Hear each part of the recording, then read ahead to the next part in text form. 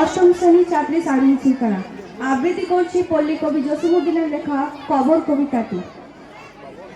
এইখানে তোর দাদির কবর ডালিম গাছের তলে, ৩০ বছর ভিজায়া রেখেছি দুই নয়নের জলে।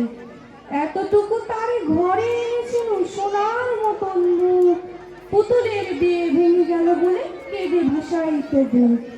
এখানে ওখানে ঘুরিয়া ফিরিতে ভেবে হইতাম সারা সারা বাড়ি ভরিয়া তো সোনা মোর ছড়াইয়া দিল কারা। সোনালি উষার সোনা মুখ তার আমার নয়নে ভরি, লাঙল লইয়া খেতে ছুটিলাম গায়ের পথ ধরি।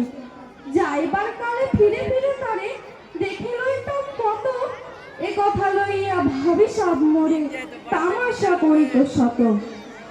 এমনই করিয়া জানি না কখন জীবনের সাথে মিশে ছোটখাটো তার হাসি ব্যথা মাঝে হারা হয়ে গেল দিশে।